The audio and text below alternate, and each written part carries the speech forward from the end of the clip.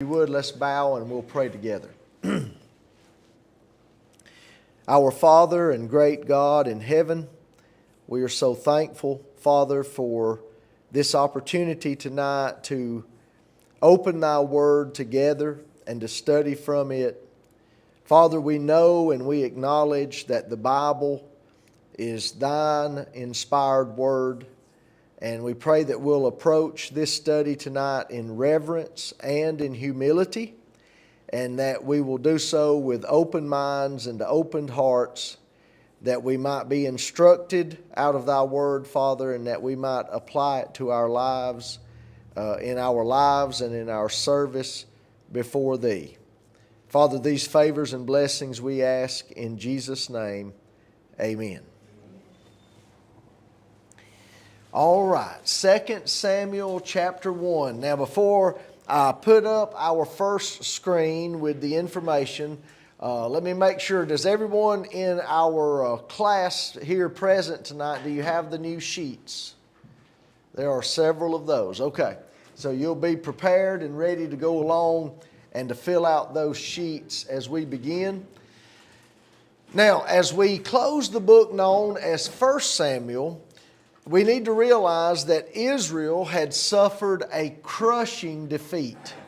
They had suffered a loss at the hands of the Philistines, and really for the first probably 4 or 5 chapters of 2 Samuel to make sense to us, we need to appreciate to what extent the Philistines had not only conquered Israel, or defeated Israel, I should say, but to the extent also that they had invaded their land.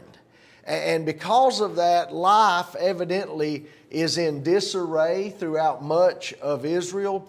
And there's going to be a reason why that's significant as we pursue in the first 2 or 3 chapters, especially tonight. In that defeat, we know that King Saul was killed. Also, the crown prince, or the heir apparent, Jonathan, was killed as well. And so Israel is really left in disarray. There has to be a state of confusion to a large extent throughout the nation, and that's going to become important as we make our way through these chapters. Now, in chapter 1, I've entitled this chapter David's Lamentation. What does the term lamentation mean?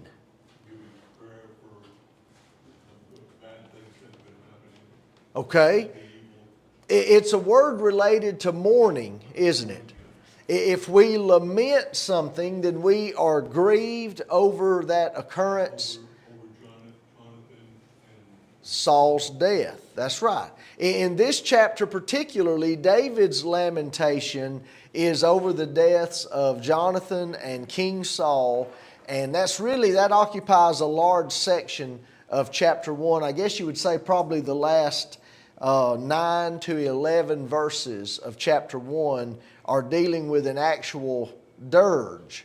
A dirge is a funeral song, and we have that at the end. But notice some things that are leading up to that. Read with me here beginning at verse 1.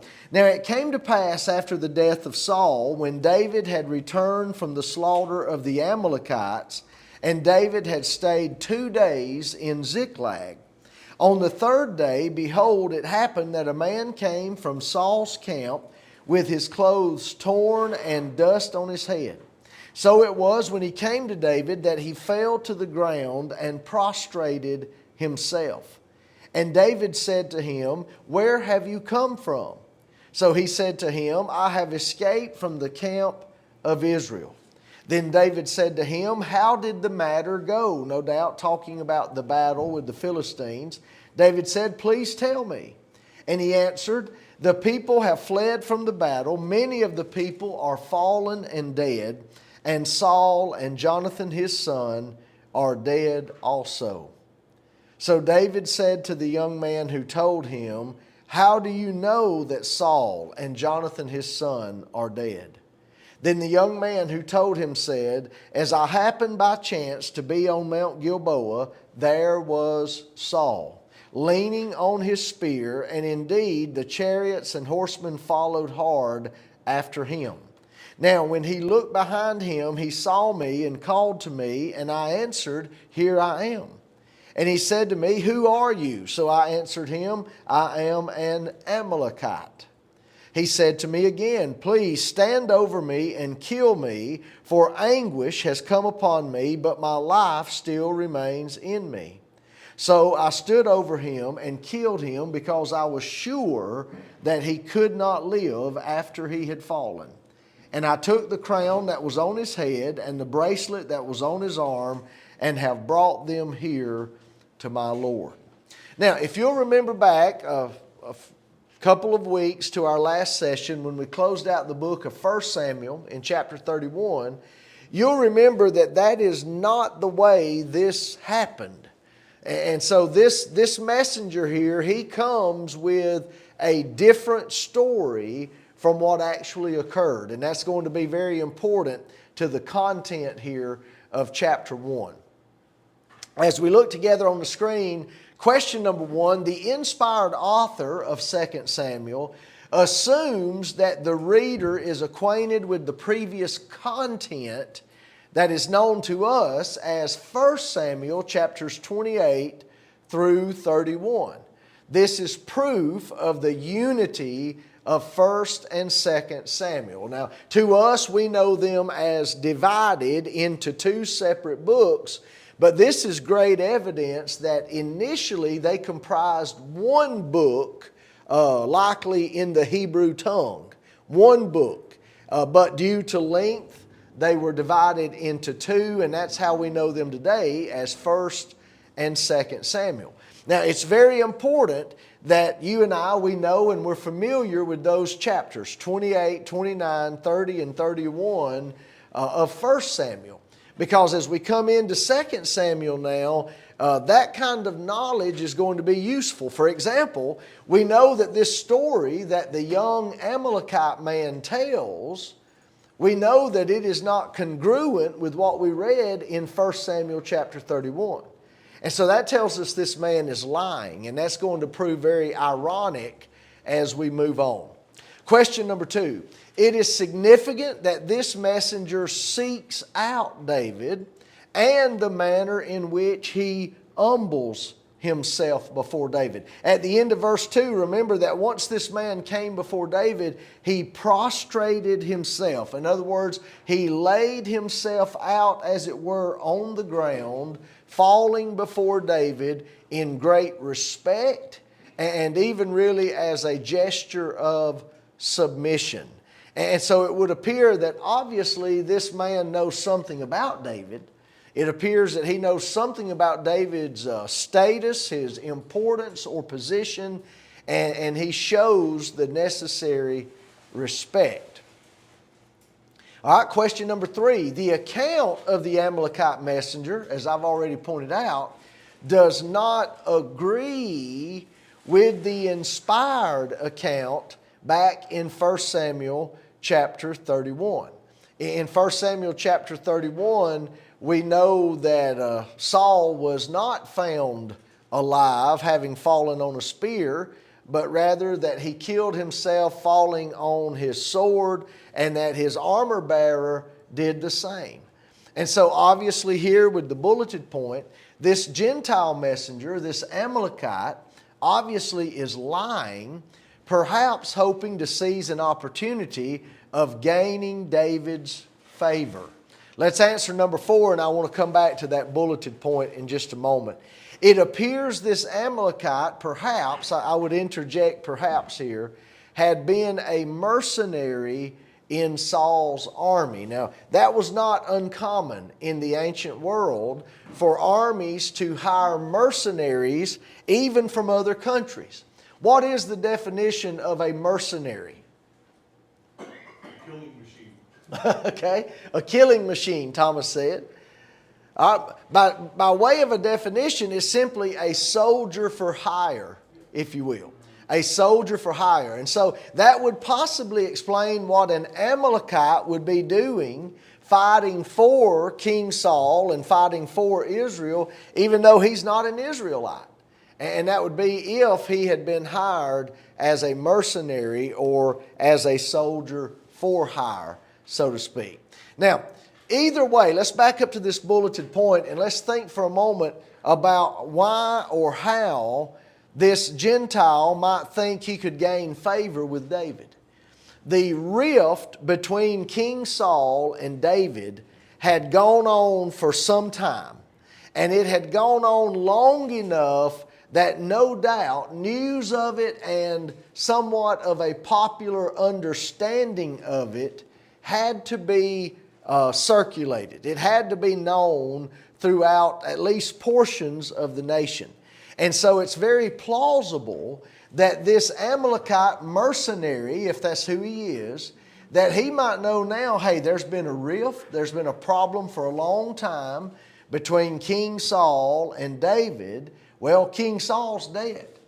And so if he's reading the writing on the wall, so to speak, he might be wondering if David's not going to wind up being the next king. And so he comes to David and he's quick to tell him this news, albeit a large portion of it is untrue. The only part I guess you would say that is true is that King Saul and Jonathan are dead. That much is true. But then he fabricates some other things, perhaps thinking, perhaps hoping that he's going to endear himself to King David as being the one, quote, who finished off his rival. He finished off King Saul, supposedly. And yet if that was his intent, he was sorely mistaken, as we know from having read the rest of this chapter. Yes, Thomas? He may have already known about David's integrity and how he was a great warrior, and maybe thinking that he was the next in line to be king. Yeah. So the people of Israel already loved David for what he has done, what he's been doing, Right. and because he's kept his integrity, and he was a great warrior, and he was fighting for Israel, for the people. Right. So, and probably all this recognition has already been well known through the land. Right. And I believe that's why he was kissing up. Well, I believe that's a very plausible scenario. And I think that fits the evidence not only here of 2 Samuel chapter 1, but it fits much of the evidence foregoing as well. Now, we move next into another section here. Let's read beginning at verse 11. Therefore David took hold of his own clothes when he hears this news, and he tore them, and so did all the men who were with him. And they mourned and wept and fasted until evening for Saul and for Jonathan his son, for the people of the Lord and for the house of Israel, because they had fallen by the sword. Then David said to the young man who told him, "Where are you from?" And he answered, "I am the son of an alien, an Amalekite." So David said to him, "How was it you were not afraid to put forth your hand to destroy the Lord's anointed?" Now, this man really had not committed this act, but he claimed this act. And at this point, David doesn't know any difference.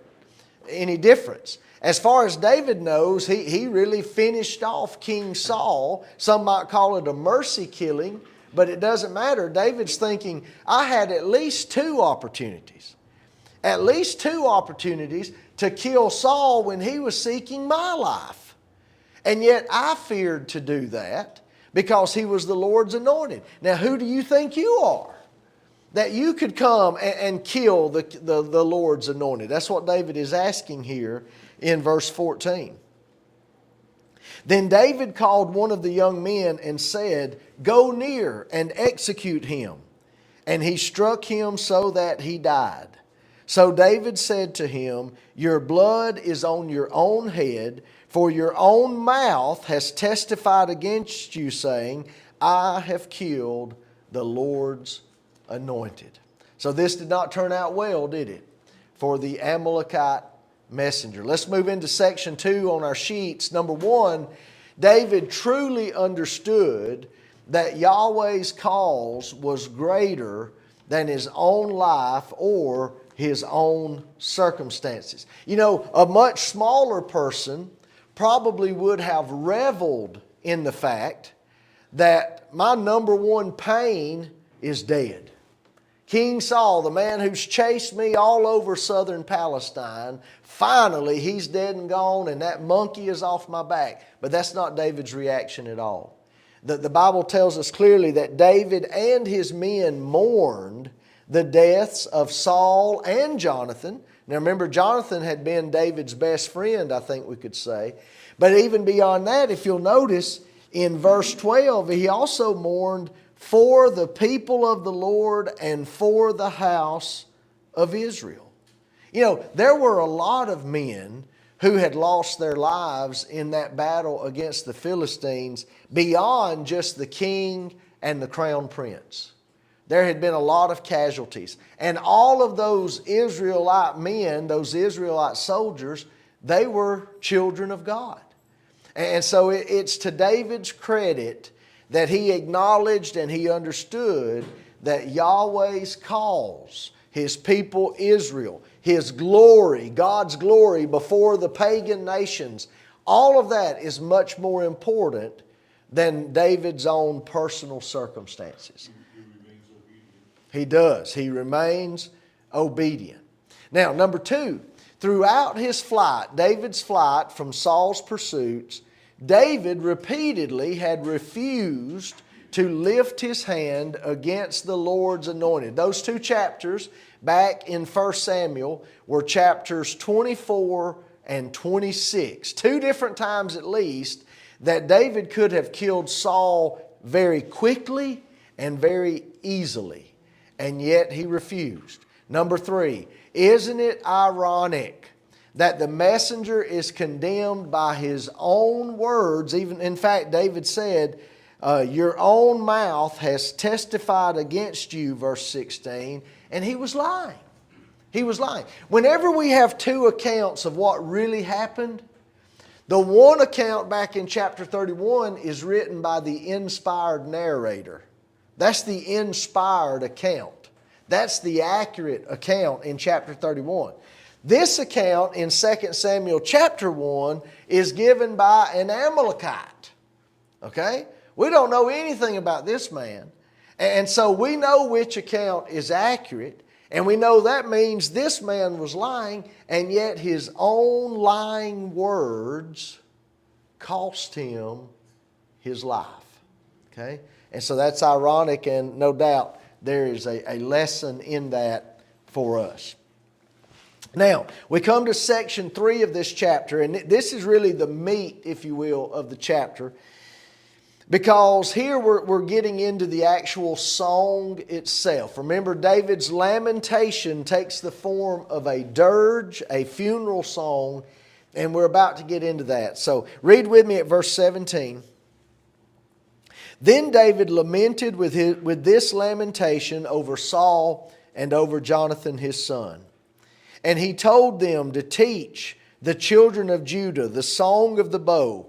Indeed, it is written in the book of Jasher. Now, apparently or seemingly, that's the name perhaps given to this song, the song of the bow. Here it begins in verse 19. The beauty of Israel is slain on your high places. How the mighty have fallen. Tell it not in Gath, a Philistine city. Proclaim it not in the streets of Ashkelon, another Philistine city, lest the daughters of the Philistines rejoice. David says, I don't want them rejoicing over the death of our king, lest the daughters of the uncircumcised triumph.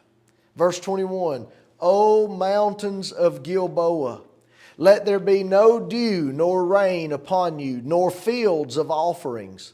For the shield of the mighty is cast away there, the shield of Saul, not anointed with oil. From the blood of the slain, from the fat of the mighty, the bow of Jonathan did not turn back, and the sword of Saul did not return empty. Saul and Jonathan were beloved and pleasant in their lives, and in their death they were not divided. They were swifter than eagles. They were stronger than lions. O daughters of Israel, weep over Saul. Now, I want you to make note in verse 24 how the daughters of Israel are contrasted with the daughters of the Philistines back in verse 20. That's a significant feature of this song, okay? O daughters of Israel, weep over Saul, who clothed you in scarlet with luxury, who put ornaments of gold on your apparel. How the mighty have fallen in the midst of the battle. Jonathan was slain in your high places. I am distressed for you, my brother Jonathan. You have been very pleasant to me. Your love to me was wonderful, surpassing the love of women. How the mighty have fallen, and the weapons of war perished. Okay, let me give you a few things to underline and mark. On the first line of verse 21, underline, O mountains of Gilboa. Underline that. And somewhere out beside that statement, maybe in the margin or in the center column, write verses 19 and 25 here in this chapter. Verses 19 and 25. See, you look back to verse 19. The beauty of Israel is slain on your high places. Circle that. Circle high places in 19. Which high places? The mountains of Gilboa. That's why we're linking all this together. And then verse 25. Jonathan was slain in your high places. Circle that once more. Okay? And so twice here, we read about the high places, and in verse 21 we read specifically these were the mountains of Gilboa is where this tragedy occurred, where Israel suffered such a great loss. And by the way, that is geographically accurate because it coincides with the inspired account back in 1 Samuel chapter 31. Okay? And so that's an interesting feature. Now let's look together on the sheets. Section 3, David's mournful song. Number 1, this lamentation is a dirge. That's how that is spelled. Or a funeral song. Okay? Number 2, we read a reference made in verse 18 to the book of Jasher. And occasionally in other places in the Old Testament, at least 2 or 3 times, if not more, we'll read about the book of Jasher. And some people ask, well, look, is that not a biblical book? And the answer is no, it's not. But what it was apparently a collection of poems and songs. Now, what's the difference between a poem and a song? It's a good question, isn't it? Okay? A song is set to a melody. All songs are basically poems, but not all poems are necessarily songs. Okay? Well, the book of Jasher was apparently a collection of poems that chronicled mighty exploits and heroic deeds. If you're wondering, it has been lost to history. Okay? It is no longer in existence. There aren't any copies that's been preserved from antiquity. It was an uninspired book of poems and so forth. Now, let me be careful to say that there might have been inspired poems added to it, such as this one, for example. This is an inspired song that David gives here, I believe, as far as I can tell. And so if it was added to the book of Jasher, well, that would be different. But overall, no, the book of Jasher is not a book of the Bible. And in fact, it's not even a book that has been preserved for us today. All right, question number 3. How the mighty have fallen functions as the refrain of the song. A refrain is a line that is often repeated. You know, when you're singing a song, you keep coming back to the refrain, and that occurs, I think, at least 3 times. It does. It's found in verse 19, found in verse 25, and then found quickly once more at the end of the song in verse 27. What that does is it helps to tie the song together. What is this about? Well, it's about the fact that the mighty have fallen in Israel. Her king and her crown prince, most notably, have fallen in Israel, fighting God's enemies. Number 4, David's focal points of mourning, obviously, as I just said, are Saul and Jonathan. Number 5, there is a contrast between the daughters of the Philistines, I brought this out a moment ago, and the daughters of Israel, so we've already noted that. Number 6, it might have been interesting to you about why the shield of Saul was not anointed with oil. What's the significance of that? Well, Saul's shield would have been defiled and forgotten at his death, perhaps even left, just left out on the battlefield, instead of being properly oiled and put away. Now, regardless, if the shield had been metal, what does oil benefit, or how does oil benefit metal? Okay, it prevents rust. That's right, oxidation. Had it been a heavy leather shield, or perhaps a wooden shield that was covered over with leather, we know that oil helps to preserve leather as well, doesn't it? Keeping it supple, if you will. And so at any rate, the shields were typically oiled after the battle, and they were put in storage or put away, but not this time, not Saul's shield, because Saul, of course, has been killed. And then number 7, David extolled, or he sang the praises of the prowess in battle, both of Saul and Jonathan. Now, I'm about to get into this more on the next screen, but before I do, I want to begin it right here.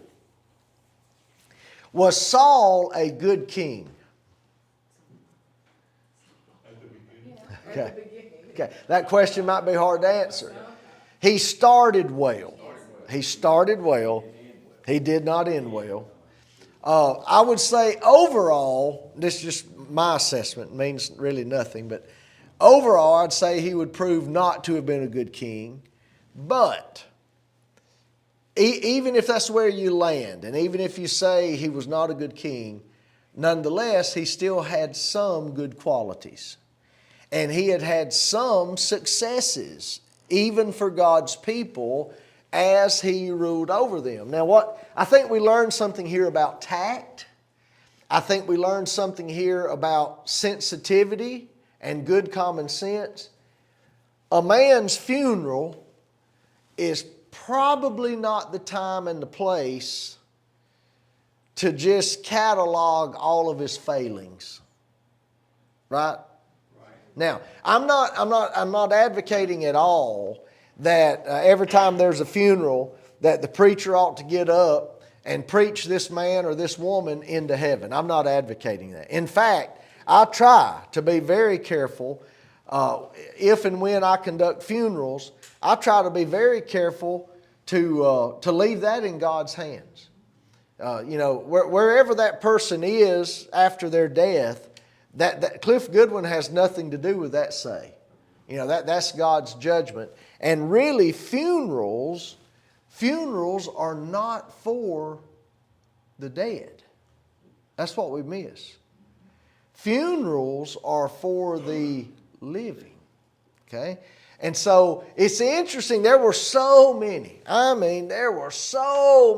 bad things that David could have cataloged as he was saying his goodbyes to Saul. You scoundrel, you chased me all over Palestine. You scoundrel, you did this, you did that. If David had known, he could have said, you went to a witch. He went to the witch of Endor. There were all kinds of bad things. None of that comes out. It was a time to remember the good things. It was a time to remember the strengths more so than the weaknesses of King Saul. And so I think maybe there's some practical learning that you and I can glean from that. Yes, Thomas? Saul proved to be disobedient, but David was always respectful for him as king. He was always respectful of the office, regardless of the personal failings of the man. That is true. And chasing him around, but Saul proved to be disobedient to God. He did. Now, and let me go ahead and temper this before I move on, since I brought it up and I waded off into it. I want to acknowledge, and I want all of us to understand, that from time to time there are different type circumstances for funerals. And sometimes, even though I still don't think it's appropriate to run a man through the mud at his funeral, there might be other things that by lovingly pointing out a thing here or there, we might be making a point to people sitting in the audience that need to learn certain lessons. But I would just advise that if and when we do that, we do it tactfully, we do it respectfully, we do it very sensitively, realizing that there's a time and a place for different things. And so I want to leave it with that. Now look on this next screen, number 8. And this is what I just primed you for. There were many negative things about Saul, about his reign, and even his relationship with Jonathan. On one occasion, at least, he tried to do what? He tried to kill Jonathan, at least on one occasion. But even though there were many negative things about that, here at the funeral, or in the funeral song, David chose to focus on the positive. Letter A, Saul and Jonathan were valiant fighters in their own right and had won many battles together. You can't take that away from them, okay? Saul, he disobeyed God. He fell away from God and got worse and worse and worse. But in his own right, he had been a valiant soldier. And at times had even won battles for God and for God's people. Letter B, as king, Saul had brought many spoils back to the daughters of Israel. So that's what you're reading about in verse 24 when he says, he clothed you with scarlet and with luxury. He put ornaments of gold on your apparel. Well, what does that mean? That means that there had been battles that Saul had won. And when he had won those battles and defeated God's enemies, he brought back the spoils for his people. Okay, so he's remembering the positive things. Number 9, the last portion of this song is especially personal as David expresses his grief over Jonathan's death, his, quote, brother. Okay, again, I said this many, many weeks ago, and now I think as we lay Jonathan to rest figuratively, the time of his funeral has come, if you will.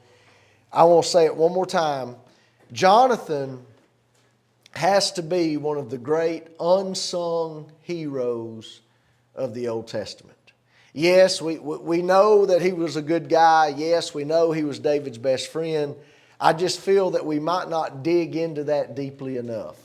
And we might not explore that often enough and teach upon it, preach from it, and things like that. Jonathan had to be one of the great unsung heroes of the Old Testament. All right, let's prepare now to go into chapter 2. And as you turn over to your sheets on chapter 2, you see that our subtitle is A Nation Divided. Now, this is where it's going to become important that we appreciate somewhat, at least, the extent or the degree of the Philistine victory.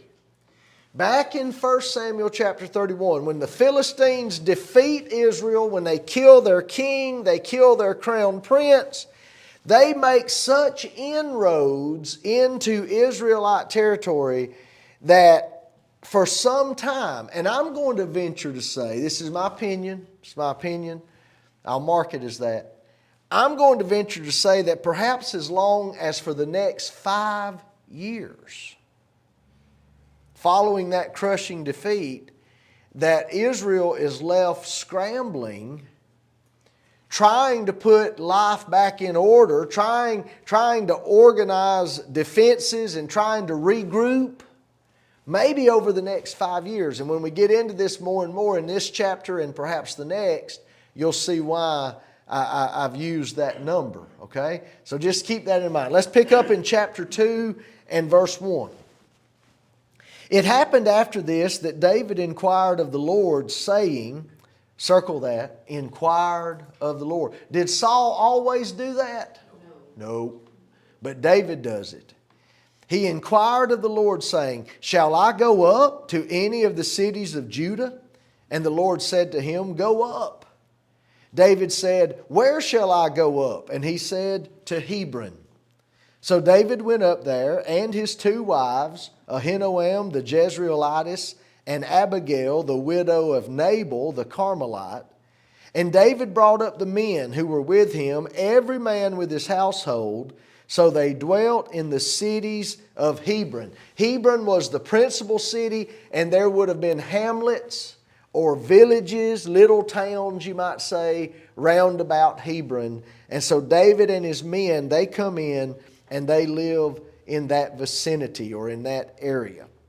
Verse 4, Then the men of Judah came, and there at Hebron they anointed David king over the house of Judah. And they told David, saying, The men of Jabesh Gilead were the ones who buried Saul.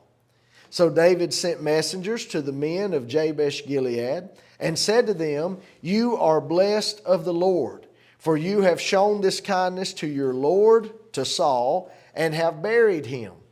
And now may the Lord, Yahweh, show kindness and truth to you.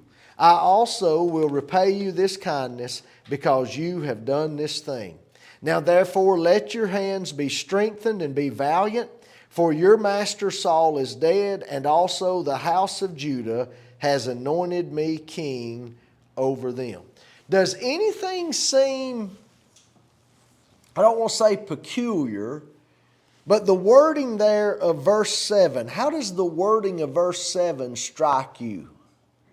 Why would David perhaps word it like that?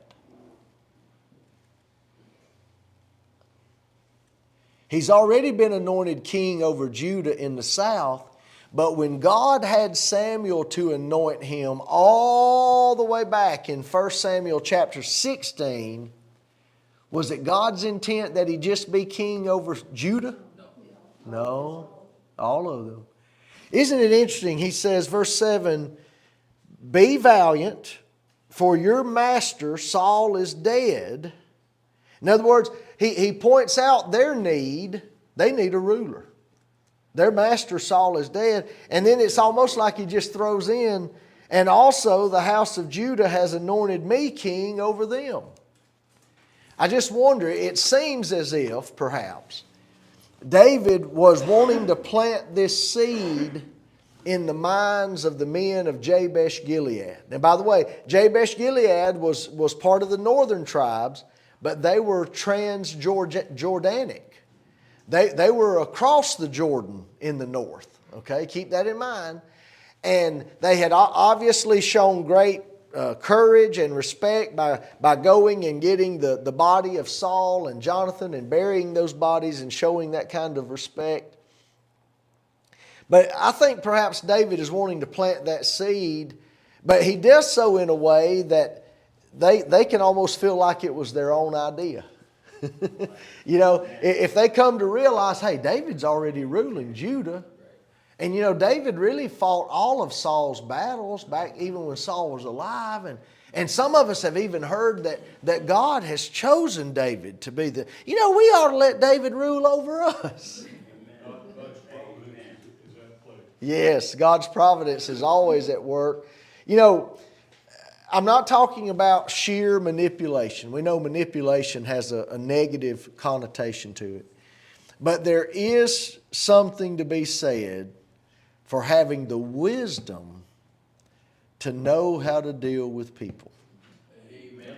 And sometimes just planting a seed and letting a person come around to what you're trying to get them to see, letting them come around to that on their own, sometimes that proves very effective. And patience, that's right. Patience is required. Cliff, Yes. sometimes also, if you as a leader remain calm when you're just as confused as the rest of the group, it portrays to the folks that you're trying to lead, that we're going to get through this, we're going to get, you know. That's a great point. Because a lot of times folks are confused and in a confusion they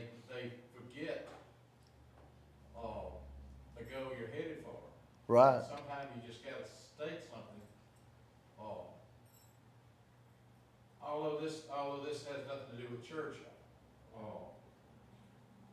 when I went to transportation down at New Horizons, the place was a mess, okay? And every time I said something to him, I said, everything's gonna be fine, everything's gonna be fine. I had no idea how it can get fine. But I think the fact, and I'm not boasting, I don't mean that at all, but, I think the fact that I kept saying that, you know, and remaining calm, although I was boiling inside. Right. That everything got fine, everything got a whole lot better for them down there. Right. So sometimes, and even in church, when something happens, we've got about 6 deaths in the congregation. Mm. You know, well, folks are getting older. Yeah. You know, I made a statement yesterday, you know, that to remind everybody, we're gonna get through this. You know, we've been through stuff similar to this before, we're gonna get through this. And remind everybody that we got a lot of younger members now, new younger members. You know, that everything's gonna be fine when it all sifts out. That's right. I didn't put it exactly like that, but that's. No, but I understand what you're saying. And in this case, bringing your example back around here to what David does, David doesn't just go up to Jabesh Gilead and put his foot down and say, I'm going to be your king. He doesn't do that. There's a calmness. There's a calmness to his approach. He said, well, Saul's dead and so is his son, so y'all gonna have to take me. That's right. Instead of just easing into the thing. That's right. That's right. Transition always occurs and it's gonna play out irregardless. Whether you have a bad attitude or you have a good attitude, it's always a transition. Well, transition is inevitable. It's going to happen sooner or later. Emmett, what do you have? I just want to share the fact that David was humble about his approach. He was. Very humble about it, and he actually invited them invertibly. He invited them because he said, "Let your hands be strengthened." Mm-hmm. They knew of the battles that David had fought. That's right. So, within that statement, to let your hands be strengthened, saying to them, "We're going to grow together." Mm-hmm. We'll have strength together. Let your hands be strengthened. We'll have strength together. Very good. But the ultimate objective I found that the ultimate objective of success in working with people is humbleness and teamwork. Yep. Humility and teamwork are absolutely essential to getting anything accomplished as a group. And that's universal. There's no I in team. That's right. I would add that I have experienced the fact that's universal, that's in the church and also in the constructive environment. That's right. I won't say the world, but the constructive I environment. got you. I heard what you said. Right. All right, Lewis, did you have something? Did you say something? Okay. All right, let's pick up at verse 8 here. But Abner, the son of Ner, commander of Saul's army, took Ishbosheth. Now, wait a minute. The son of Saul, now he obviously was not killed in the battle, and brought him over, see, this is Transjordanic. Mahanaim is also on the eastern side of the Jordan River. Brought him over to Mahanaim. And Abner made Ishbosheth king over Gilead, over that eastern side, over the Asherites, over Jezreel, over Ephraim, over Benjamin, these are on the western side, and over all Israel. Ishbosheth, Saul's son, was 40 years old when he began to reign over Israel, and he reigned 2 years. Only the house of Judah followed David. And the time that David was king in Hebron was over the house of Judah, was 7 years and 6 months. And so you can clearly see here why we're calling chapter 2 a nation divided. You've got one king ruling in the south, in Hebron. He's ruling basically over the tribe of Judah. And now Abner, Saul's commander of his army, he takes Saul's heir, a surviving heir, obviously, and he makes him king, but he has to go all the way across the river to do it in Mahanaim. And the reason for that most likely is because the Philistine presence and the Philistine strongholds in Israel were so far advanced into Israelite territory that in order for Abner to be able to set up successfully another Israelite king, he's got to go clear across the Jordan River to do it. Now, I'm going to submit to you that that did not happen immediately. Not necessarily. That may have happened and took time over a period of 5 years. And just keep that in mind, and we'll get to that here in just a moment. Let's get into our sheet questions. Chapter 2, David anointed over Judah alone.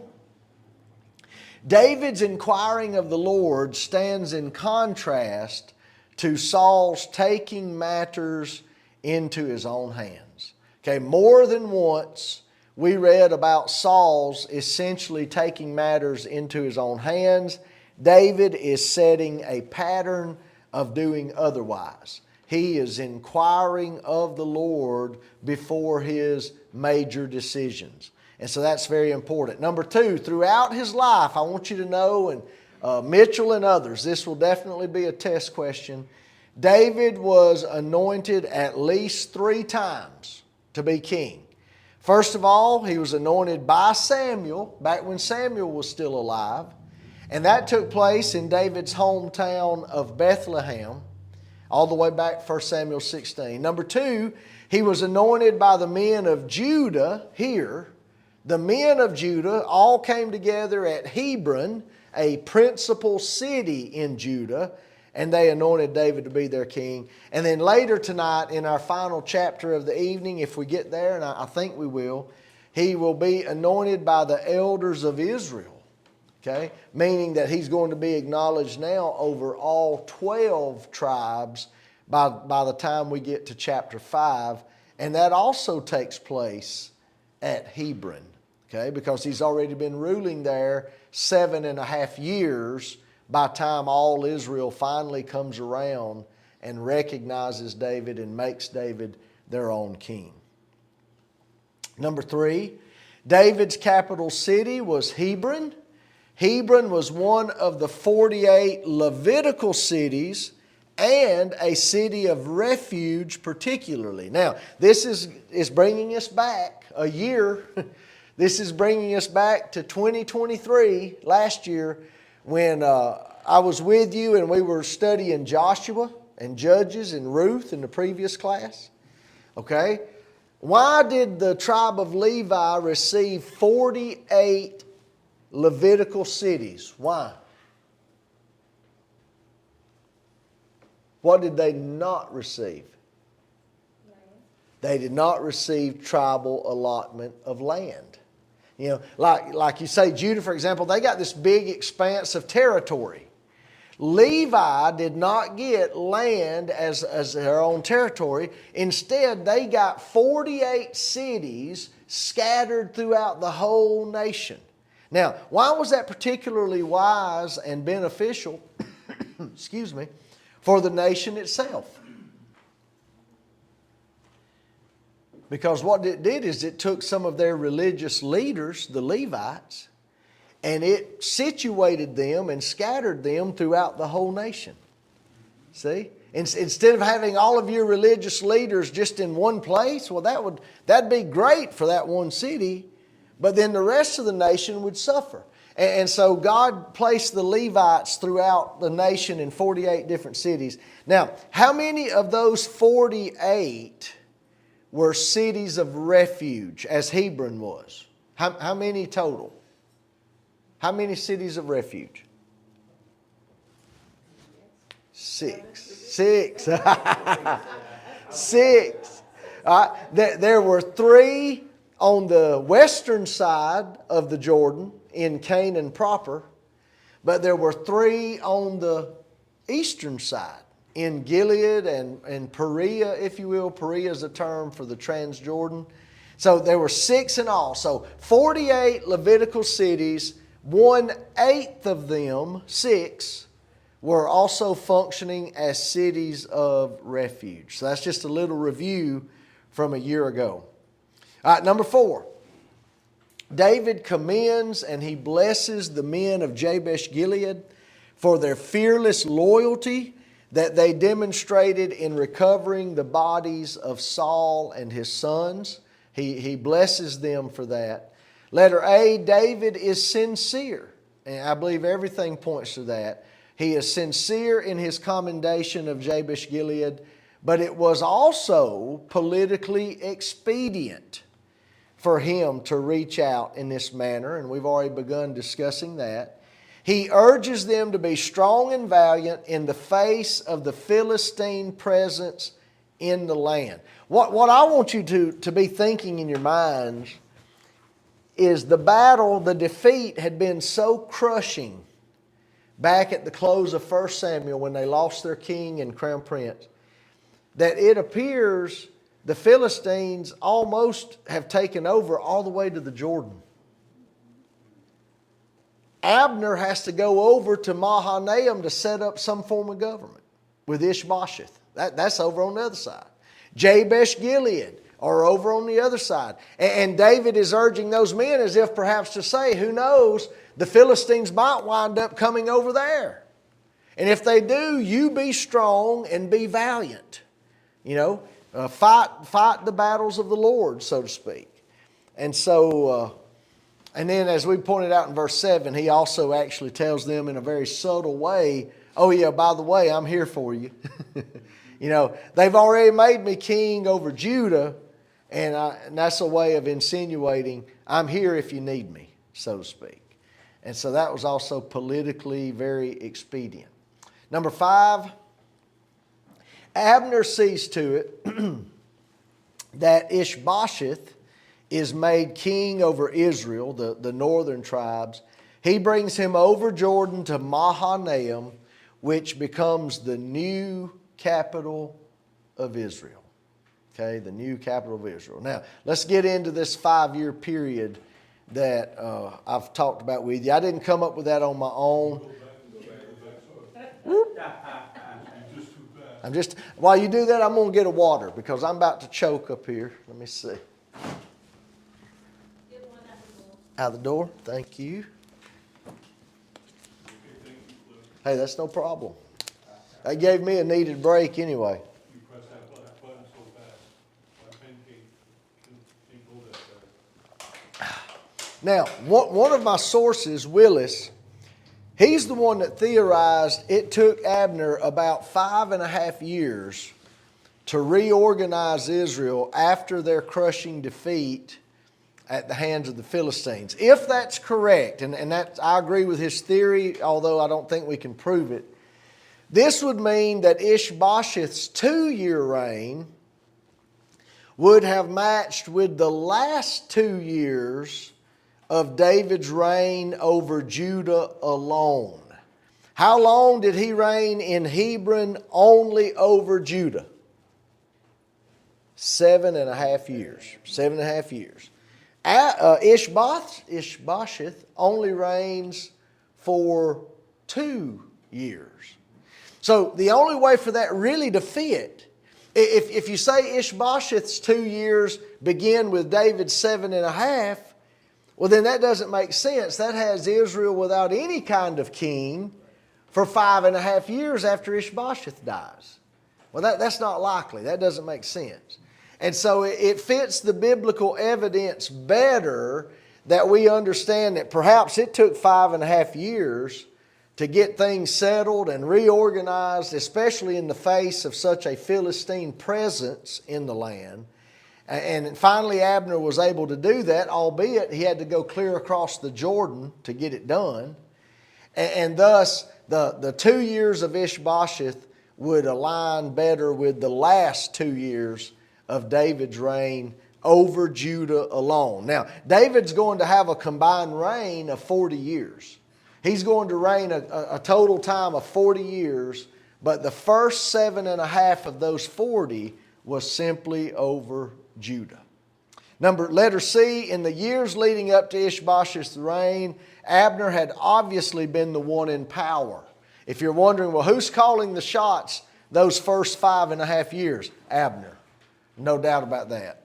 He likely still called the shots even while Ishbosheth was on the throne. Let me tell you this, if Abner is the one who makes him king, that's basically what we read, isn't it? That Abner went across to Mahanaim and established Ishbosheth as king. Well, guess what? If he made you king, you think he's not calling the shots? Even if you're the puppet ruler, Abner is the man behind the throne.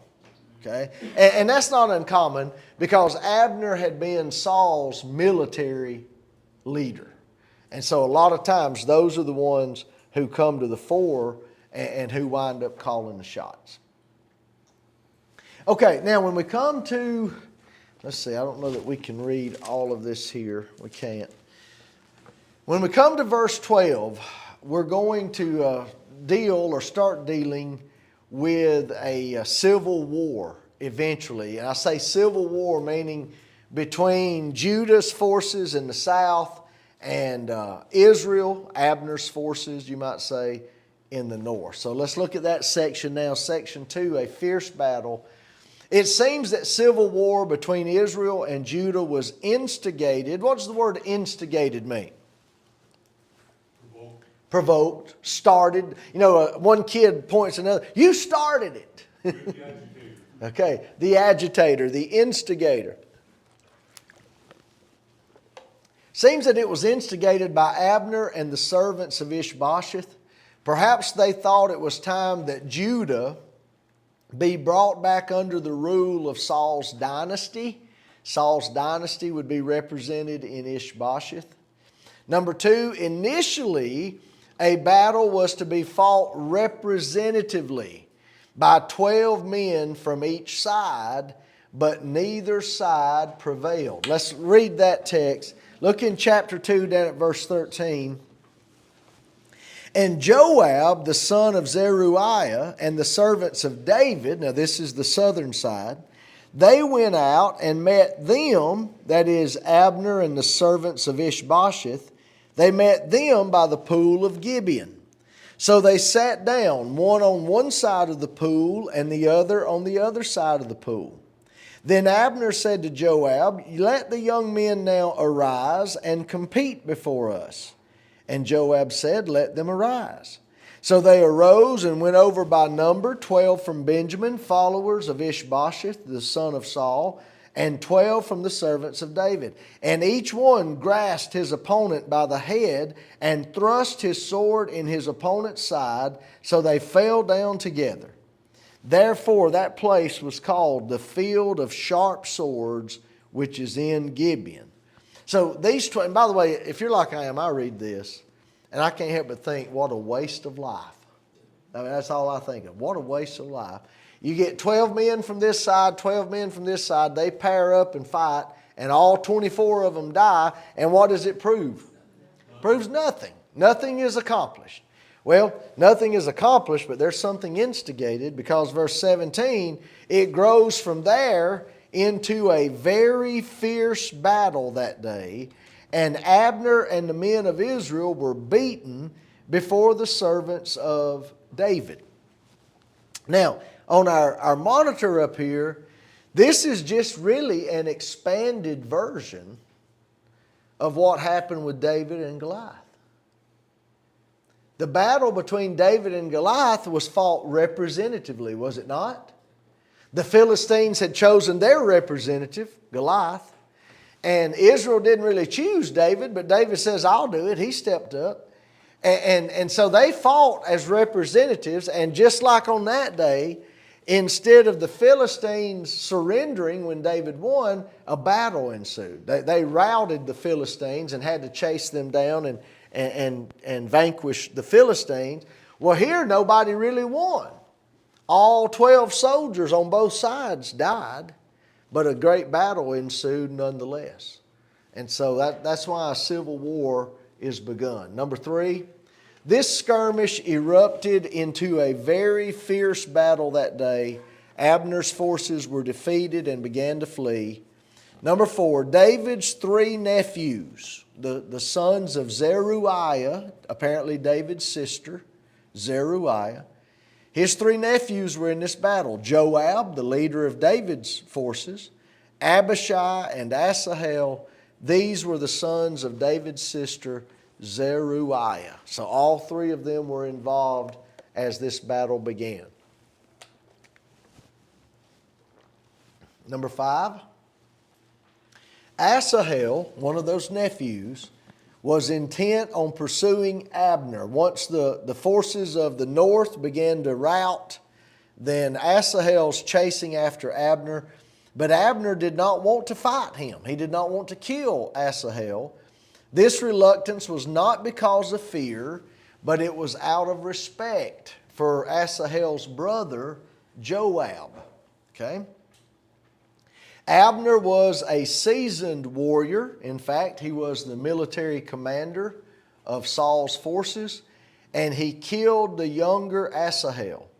Abner and his men made a last stand on a hill about sunset. And so look at some of these verses here. Verse 22, Abner tries to save Asahel's life. Abner said again to Asahel, "Turn aside from following me. Why should I strike you to the ground? How then could I face your brother Joab?" However, he refused to turn aside. Therefore Abner struck him in the stomach with the blunt end of the spear, so that the spear came out of his back. Well, that's rough, isn't it? If that's the blunt end, and he really struck him in the stomach. And he fell down there and died on the spot. So it was that as many as came to the place where Asahel fell down and died, they stood still. Okay? So that tells you that was a showstopper, quite literally. Everybody's running and pursuing Abner's forces, but the ones who come up and find Asahel dead on the road, they stop. And they're just kind of taking it all in, maybe in disbelief. What's the term? Youthful exuberance. Youthful exuberance can be a good thing, but it can also get you killed. It can be foolish. And at least Abner tried. He said, "Quit. I don't want to kill you. Turn back. Leave me alone. I'm trying to leave." And the younger man, Asahel, would not listen. And he wound up paying for it on his life. So number 7, as this last stand is made on a hill about sunset, finally reason prevails, you might say. Abner calls out to Joab, basically pointing out 2 major ideas. Letter A, he basically points out in verse 26, hey, there's been enough killing. We started out losing 24 men at the outset. Now we've lost no telling how many. And then letter B, there's going to be regret over the killing of brethren. Here we are, we're all God's children. Here we are, we're all Israelites. Whether you're from Judah or whether you're from the north, we're all Israelites. And so Abner points out these 2 major ideas. Number 9, so Joab blows the trumpet. He calls it to a stop. And this first battle of the Civil War comes to an end.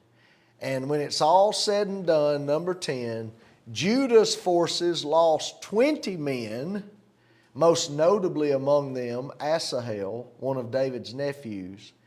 But Israel's forces lost 360 men. Okay? And so it was obviously a lopsided victory for the men of Judah. All right, it's about 5 after 7. Let's go ahead and pause at this juncture. We'll take about a 10 or so minute break.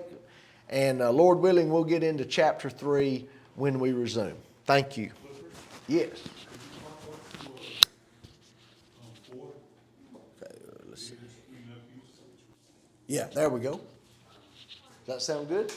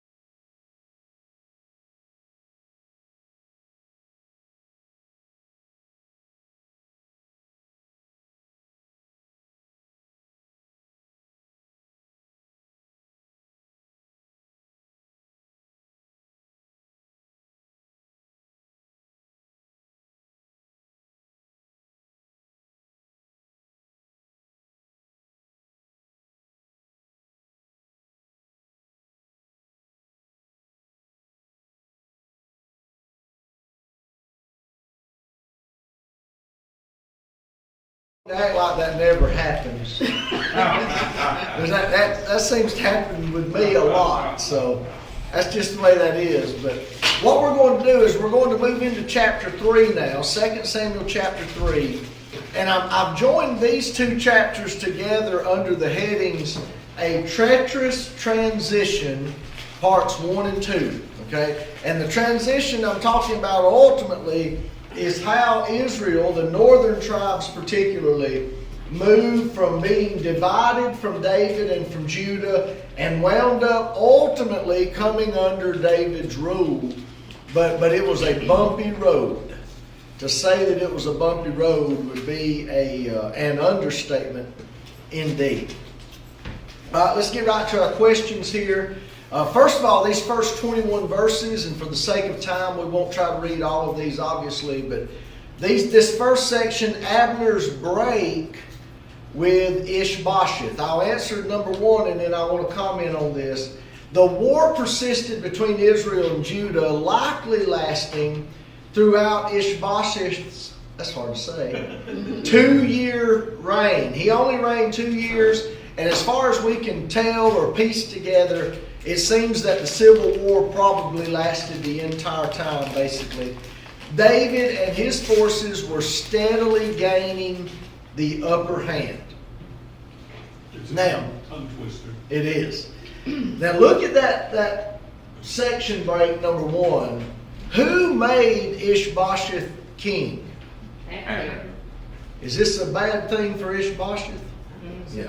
If the man who made you king has a falling out with you, yeah, chances are pretty good that your days are numbered. And it's going to prove to be the case that Ishbosheth, his days are numbered. Number 2, David's forsaking God's law concerning monogamous marriage. What does monogamous mean? One. One for one. One man, one wife. One husband, one wife. But David's forsaking that law would sow seeds of friction and rivalry among his own children. And you can read there about his marrying these people and the sons that he had by them in verses 2 through 5. Later on, most notoriously, we remember that Amnon, a son of David, raped his half-sister, who was the full sister of Absalom. And Absalom waited an extended period of time, but eventually had Amnon killed, right? So you had brother rising against brother. And any time, we did this back in 1 Samuel, the early chapters, anytime you introduce bigamy or polygamy, you're inviting problems. That's not the way marriage was designed by God to function. We joke and laugh, and it's funny, but it's not funny. There's not a house built big enough for 2 women, 2 wives, or 3 women. And by the way, Hey, no cats fight? that's the way it's supposed to be. If I were the woman of the house, I wouldn't want anybody under my roof, because that's my God-given right. You know, this is my husband, this is my home, and so there's not a house built big enough for 2 or more wives. And anybody that has A, common sense, and B, respect for Scripture should be able to see that. Amen. All right, number 3. Though Ishbosheth sat on the throne of Israel, we know that Abner was in command of the military, and in all likelihood, 99.99% likely, he was the one really pulling the strings. All right, number 4. After Ishbosheth calls Abner into question. Now, let me back up. I don't want you doing that yet. Pick up with me in chapter 3 and let's read about this.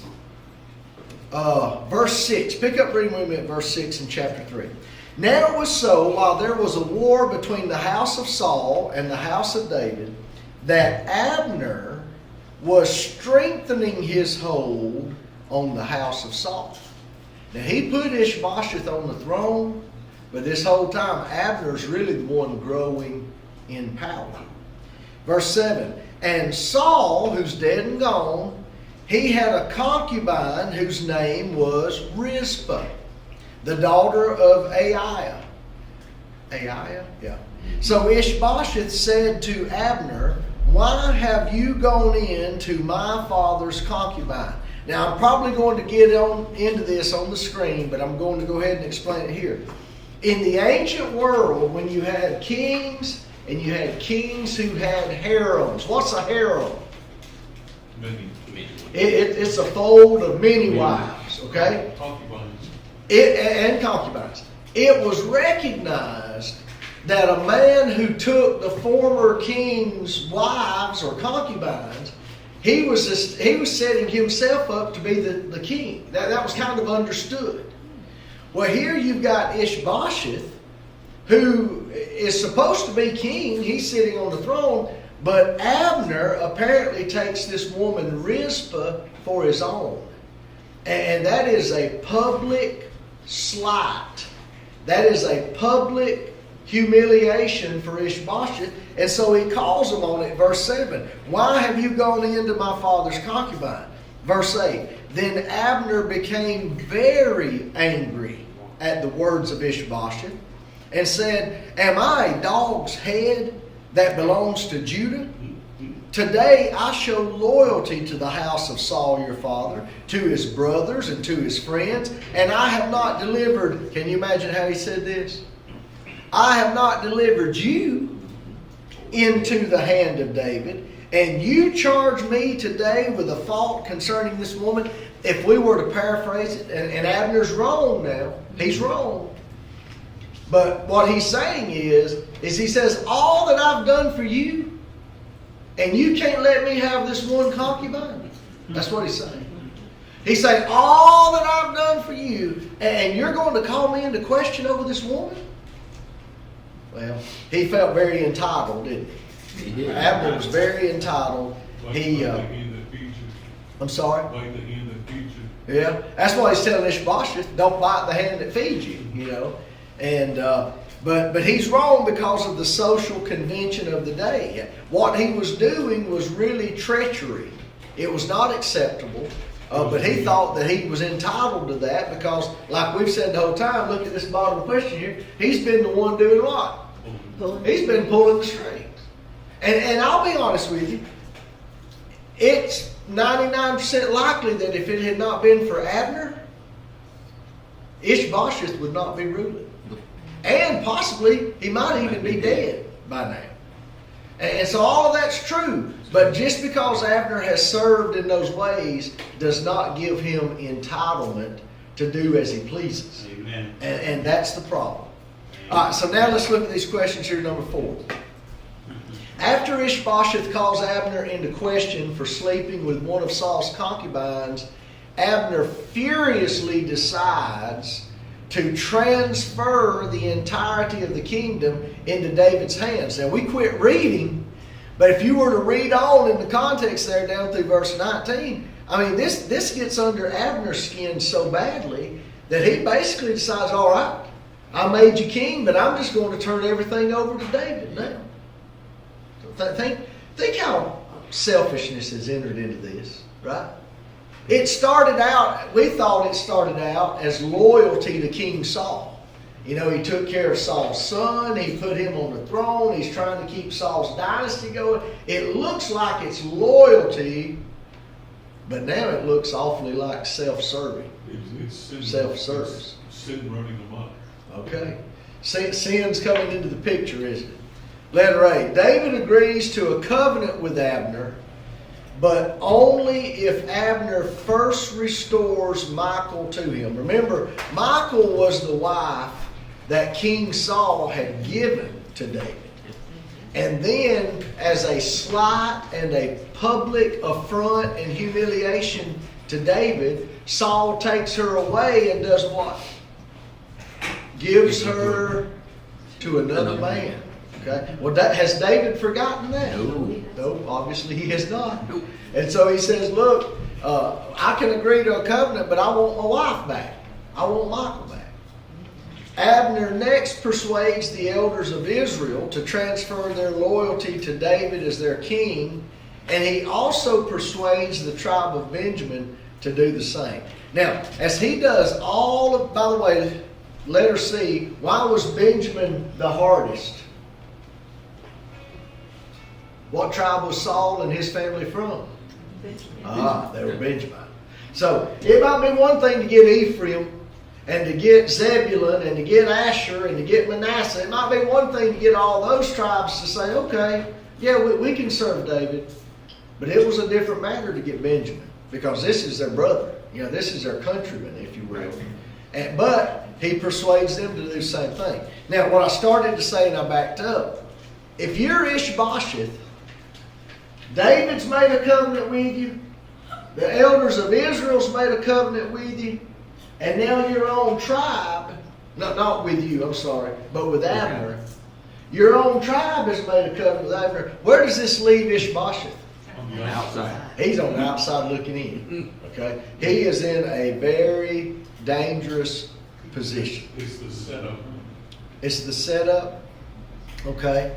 All right, section 2 now. Joab winds up murdering Abner.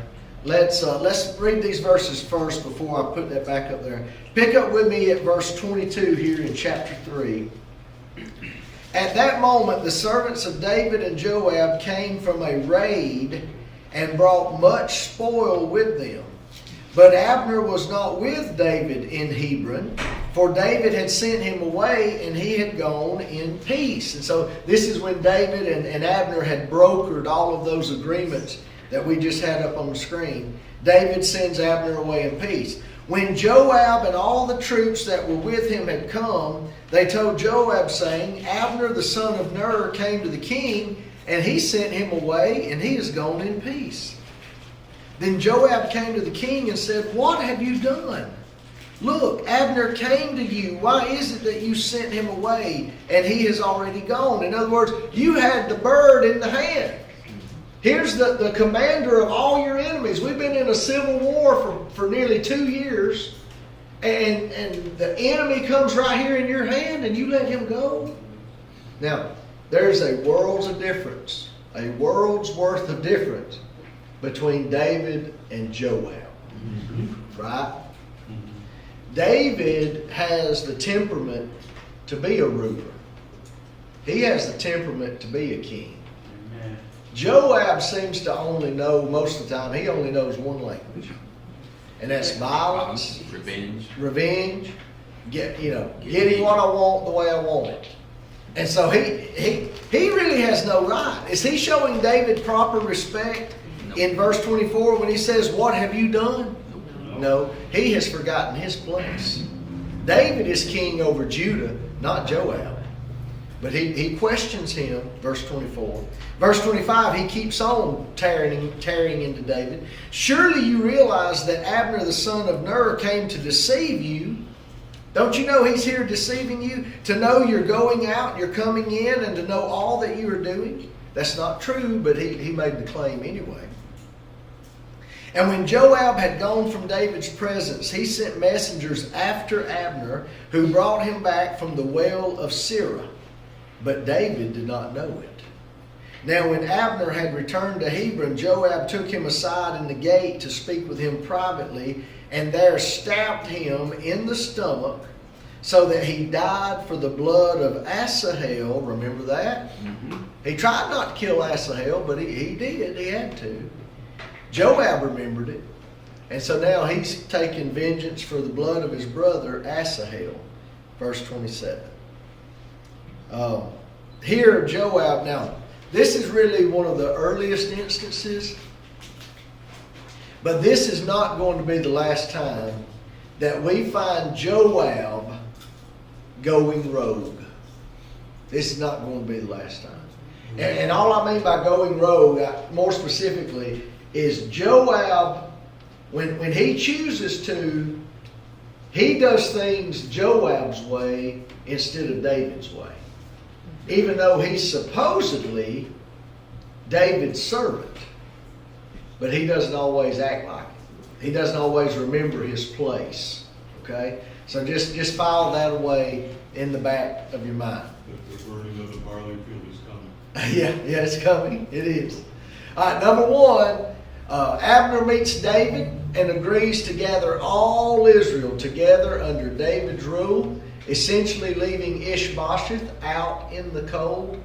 He is sent away in peace before Joab and his men return from a raid. Number two, Joab is obviously exasperated, we might even put irritated, with David's decision, and he accuses Abner of an ulterior motive in the meeting. Now, I don't believe that. I think Abner is so mad at Ishbosheth that he legitimately does this, or I say legitimately, he sincerely or truthfully brokers this agreement with David. Basically because he's done with Ishbosheth. And so I don't think there's any ulterior motive there the way that Joab insinuates, but he does so nonetheless. Number three, unbeknownst to David, Joab brings Abner back and murders him for the blood of Asahel, his brother. David doesn't know anything about that. But the way David handles this now, verses 28 through 39, is very important. And for the sake of time, we won't read it, but we will answer these questions. Number one, this is how he handles it when he learns that Joab has murdered Abner. He avows that he and his kingdom, wait a minute, he and his kingdom are guiltless of Abner's blood. In other words, David's saying, look, I wasn't behind this. I didn't know Joab was acting unilaterally on his own, right? I didn't know he was doing this. I didn't command him to do this. I and my kingdom are guiltless. Now, there's at least a subtle insinuation to that. What does that subtly insinuate about Joab? His integrity's lacking. Well, maybe He's on even, his own. yeah, maybe he's out of my kingdom, Yep, right? he's banned. They've been banned in a sense, which that's not going to come to pass yet. You know, David bears with them, and they still have a lot that they're going to go through together. But the point is Joab has not been acting like he's David's servant. He's not been acting like a servant of the king. Part of being in the kingdom means that you serve who? You serve the king. You serve the king. Joab hasn't. Joab has been serving himself in this act, in this murder. He wasn't like David was with Saul. He was disobedient to his king. Very good. That's right. There's a big contrast between David as one of Saul's military commanders and the way that David acted before Saul, and then Joab, who is David's military commander, and the way he's acting before David. That's a good contrast. All right, number two. He then, in verse 29, and you can read these on your own, he then utters a fivefold curse. Now, this is pretty serious. On Joab and on all his father's house. Letter A, it includes some kind of issue or discharge, okay, some kind of medical problem affecting the body in that way. Letter B, he even invokes leprosy, which was a terrible disease in the ancient world. Letter C, he invokes the curse of one in his house who is crippled, one killed by the sword, an untimely death, in other words, and then even hunger. So, is David upset with this? I think that's an understatement. I think that is an understatement because, yeah, Joab has always been faithful to David. He's always been David's right-hand man in so many ways, but he's got a willful streak. He's got a willful streak. And on this occasion, it comes out in a notorious or an ignominious fashion when he murders Abner. And it gets David so worked up that he pronounces this fivefold curse on Joab and on his house. He was self-serving. He was. That's the word for Joab, is self-serving. But David's not done. So number one, he disavows anything to do with it. Okay? Number two, he utters this fivefold curse. But David's not done in trying to handle this problem politically. Number three, David orchestrates a public funeral for Abner. And his participation made it evident. The way that David participated in this funeral, it made it evident to the people of Israel that David did not want Abner's death. He had not been responsible for Abner's death. And then number four, apparently David did not think himself to be in a position to punish Joab and Abishai, so he left their punishment in the Lord's hands. I'll tell you what this does. David has been in training now for a few years. He's been in training to become king. At this point, he's already king over one tribe. He's already king over Judah at this point. And early on, within the first 7.5 years of his being king, he's put to the test by this one act. His most powerful military commander commits murder, but he doesn't just commit murder, he murders somebody who had been fiercely loyal to King Saul. Now, this agreement that David has brokered with Abner and that he hopes comes to fruition, this is fragile. This is just in the works and barely accomplished. Okay? And yet Joab goes out and he kills this man. This could have been a political fiasco. It could have riled up everybody in the northern kingdom, and they're like, all right, that's what kind of a king David's going to be. He's going to slowly just start killing all of Saul's loyal followers. And that was not David's intent at all. And so David had to do these things. He had to publicly disavow it. I say he had to. He pronounced that curse on Joab. He gives this public funeral. He does all this as if to say to the general populace, look, I didn't want this. I did not want Abner murdered in this fashion. I didn't have anything to do with this. And the fact that he killed him in a city of refuge. Oh, I didn't even think about that, Lewis. Yeah. But you killed this man in the city of refuge where you should not have touched him. I did not even think about that. So that's another. That's a great point. For the benefit of those listening, being killed at Hebron, Hebron was a city of refuge. And yet that didn't matter anything to Joab, seemingly. He was set on vengeful death. That's what he was set on. Okay, so that brings us now into chapter 4. We're still continuing a treacherous transition. Let's read the first 4 verses of chapter 4. When Saul's son heard, that would be Ishbosheth, when he heard that Abner had died in Hebron, he lost heart. I'm sure he did, because this had been the man who had propped him up the entire time. And all Israel was troubled. Now Saul's son had 2 men who were captains of troops. Ishbosheth had 2 men that were captains of troops. The name of one was Baanah, and the name of the other Rechab, the sons of Rimmon the Beerothite of the children of Benjamin. For Beeroth was also a part of Benjamin, because the Beerothites fled to Gittim and have been sojourners there until this day. Jonathan, Saul's son, had a son who was lame in his feet. He was 5 years old when the news about Saul and Jonathan came from Jezreel, and his nurse took him up and fled, and it happened as she made haste to flee that he fell and became lame. His name was Mephibosheth.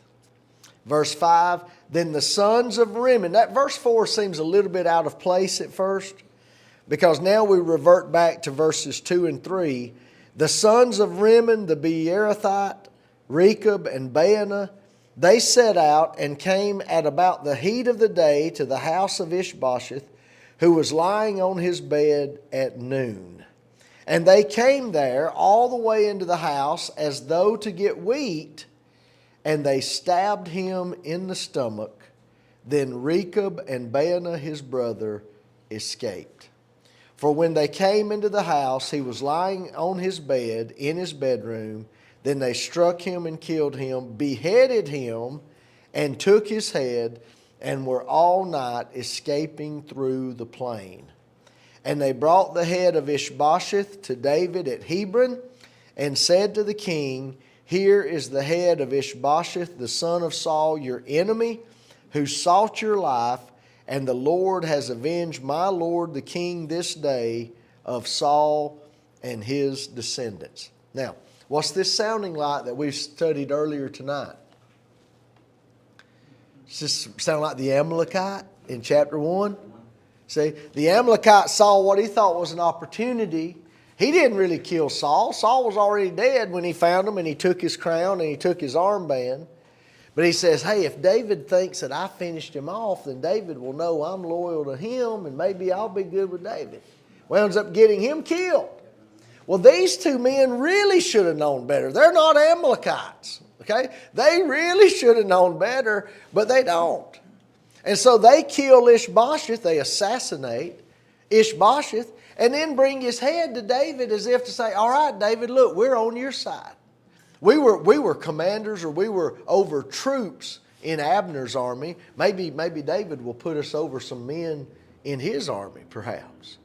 And of course, it's not going to turn out well. Verse 9, But David answered Rechab and Baanah his brother, the sons of Rimmon the Beerothite, and said to them, As the Lord lives, who has redeemed my life from all adversity, when someone told me, saying, Look, Saul is dead, thinking to have brought good news, I arrested him and had him executed in Ziklag. That was the Amalekite messenger, the one who thought I would give him a reward for his news. How much more when wicked men have killed a righteous person in his own house on his bed? Therefore shall I not now require his blood at your hand and remove you from the earth? So David commanded his young men, and they executed them, Baanah and Rechab, cut off their hands and feet, and hanged them by the pool in Hebron. But they took the head of Ishbosheth and buried it in the tomb of Abner in Hebron. Now, before I get to our questions, let me bring this out. Who had been Ishbosheth's military commander? Abner. These two men, Baanah and Rechab, were commanders under Abner. When Abner is killed, I wonder if we're not seeing where their loyalties really lay. As long as Abner was around really pulling the strings and calling the shots, Baanah and Rechab, they would do what Abner said. But when Abner's taken out of the picture, they're done with Ishbosheth, you know. And they think, well, this army's in shambles, but we can kill Ishbosheth and we might get a place in David's army. And of course, it did not work out. All right, so chapter 4, here we go. Abner had obviously been the one responsible for stabilizing and reorganizing the kingdom after Saul's death. I have tried to propose that basically all night tonight. I believe it might have taken 5.5 years to get it all settled, but Abner would have been the one basically responsible for doing that.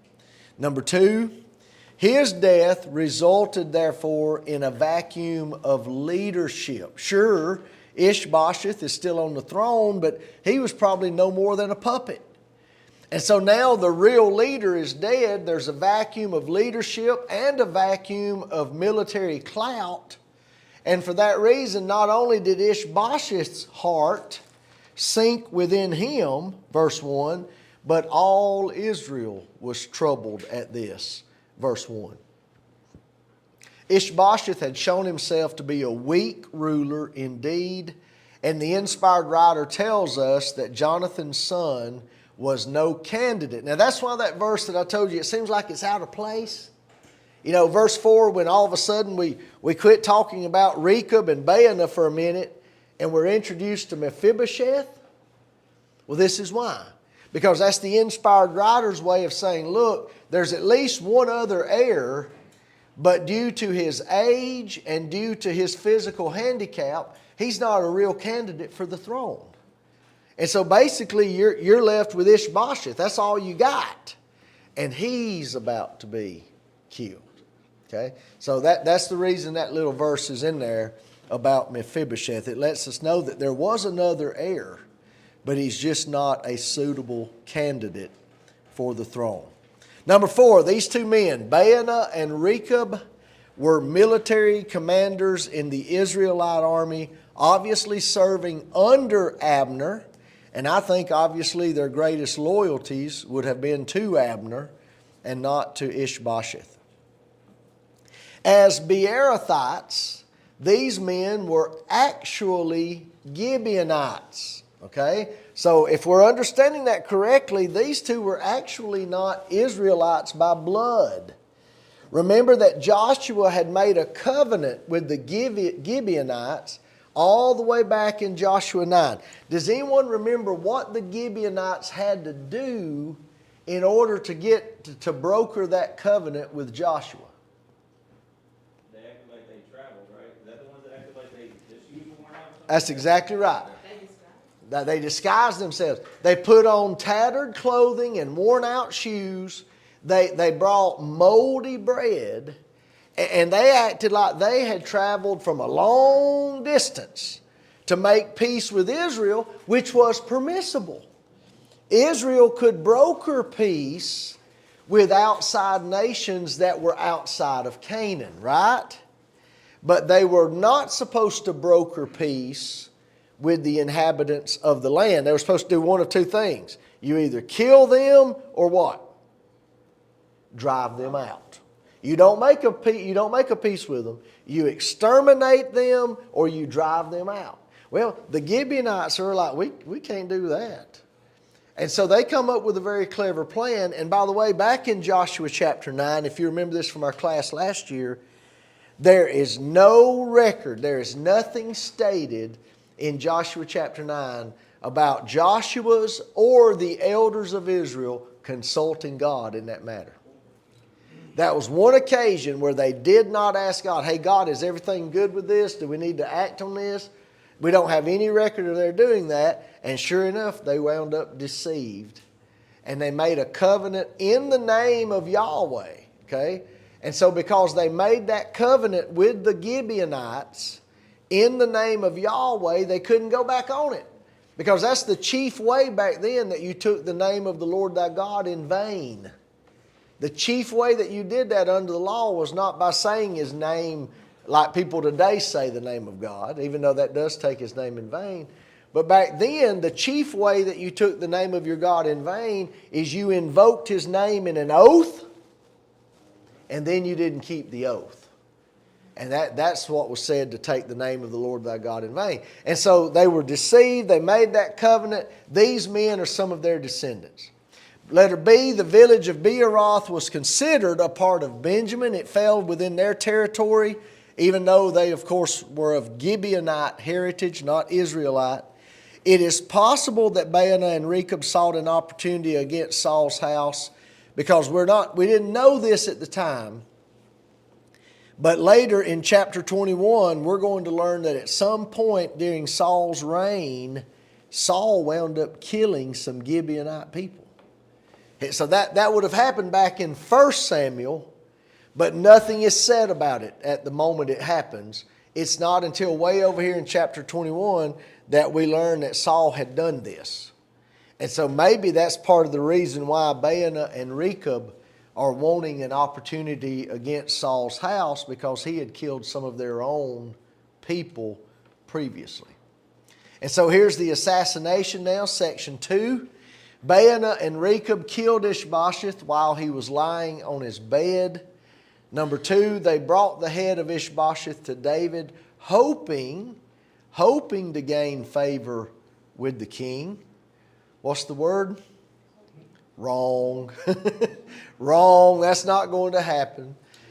Number 3, David recalls the Amalekite messenger with whom we began tonight back in chapter 1, who had brought news of Saul's death. David had executed that young man, and here he deems the wickedness of Baanah and Rechab to be even greater, or to be worse than the wickedness of that Amalekite messenger. Number 4, David acknowledged that through all his adversity, it had been the Lord who had redeemed his life. That was a way of saying, probably in verse 9, he was saying, look, I'm trusting in the Lord, and that means I don't have to take matters into my own hands. When I had 2 different opportunities to kill King Saul, I didn't take matters in my own hands. The Lord has always redeemed my life out of the hand of my enemy. And yet here you 2 men are, Baanah and Rechab, and this is exactly what you've done. You've taken it into your own hands. And you've decided to assassinate Saul's son, Ishbosheth. And so, as we know, that did not turn out well. David's execution again demonstrated to the public now. You've got a whole nation of people minus Judah. At this point, Judah probably doesn't care. But everybody else, you've got a whole nation of people that they're watching David to see if David had really been treacherous against King Saul. And he's not. He's never been treacherous against King Saul. And so the fact that he executes the 2 assassins of Saul's son helps the public to see that David is remaining respectful of the former king. All right, one more chapter, chapter 5, and this is under the title, of course, David established as king. Let's read a few verses here in chapter 5, beginning at verse 1. So then, all the tribes of Israel came to David at Hebron, and they spoke, saying, indeed, we are your bone and your flesh. In other words, we're all brethren here, we're all Israelites. Also in time past, when Saul was king over us, they say to David, you were the one who led Israel out and brought them in. Now remember, that's a technical military term. The going out and the coming in is talking about military exploits. That's what that means. And so it says, look, number 1, we're all Israelites. We're the same flesh and bone. Number 2, even when Saul was alive, you were the one who fought his battles. You were the one who led us in battle. And the Lord said to you, number 3, you shall shepherd my people Israel and be ruler over Israel. Therefore, all the elders of Israel came to the king at Hebron, and King David, notice he was already King David, he made a covenant with them at Hebron before the Lord, and they anointed David king over Israel. So how many times does this make? He's been anointed? 3. Very good. This is his 3rd one overall. David was 30 years old when he began to reign. I take that to be over Hebron initially, 30 years old, and he reigned 40 years. He reigned in Hebron over Judah 7 years and 6 months, and in Jerusalem he reigned 33 years over all Israel and Judah. So that's how you get the 40. And the king and his men went to Jerusalem against the Jebusites, the inhabitants of the land. And let's pause right there. I'm reading a little bit further than I want to. All right, section number 1, a new reign and a new capital. After Ishbosheth's death by assassination, the leaders then, finally, they're ready and they approach David about ruling over the entire nation. And I've already cited these 3 things that they cite, they acknowledge. Number 1, the kinship with David. We're all Israelites. Letter B, David's military leadership. You know, you've been the one leading us anyway. You were already leading us. And then letter C, we know that it's the Lord's will for you to be king. Now that's interesting to me. That shows that there's been enough time that news has gotten out in the nation. And it makes you wonder how many people had heard news about what had happened way back in Bethlehem the first time, way back in 1 Samuel chapter 16, when the old prophet Samuel was still alive. And when Samuel anointed David the first time. You know, there were some people who knew about that. And what do people invariably do? Sooner or later, they're going to talk a little bit. And so enough time has passed that now the people generally know that, hey, we understand God really picked you. You're really God's successor as far as Saul's concerned. And so they acknowledge those three things. Number two, David is therefore anointed for a third time. We've brought all this out. We know that he reigned over Judah 7.5 years. And then he reigned over all Israel for an additional 33 years. And now we're ready for what I was about to read there about the Jebusites. So pick up with me in verse 6. So the king and his men went to Jerusalem. Now, David is ruling where right now? Where's his capital right now? Hebron. Very good. But is that where David ends up ruling? No, he ends up ruling in Jerusalem. Well, this is going to tell us how he got that. So he come against the Jebusites at Jerusalem, the inhabitants of the land who spoke to David. Now, this is what they said to David. This was a mistake. You shall not come in here. You're not going to take our city, Jerusalem. But the blind and the lame will repel you. They told David that, thinking David cannot come in here. This was some type of like a military boast. It was intended to be an insult. They had sent word to David at some point. We don't know exactly when they did this. But they told David, look, we're so strong and so well fortified that our blind folks and our lame folks, they'll keep you fought back. Okay, they should not have said that. That was the wrong answer. And by the way, these are Jebusites, which means what? Now this takes us back to last year. This takes us back to Joshua and Judges. What's wrong with this picture? The Jebusites were what? They're not supposed to still be there. This is part of the people. Remember, Joshua and Judges, especially Judges, opens up by telling us that Israel had not finished the job. You remember that? Israel had not finished the job. They've left some Canaanites in the land. Well, here's an example. These Jebusites were still maintaining their city of Jerusalem. They're still living right there in the midst of God's people. That's what's wrong with this picture. Now, that's about to change. but that's what's wrong with this picture. Verse 7, nevertheless, David took the stronghold of Zion. He took Jerusalem.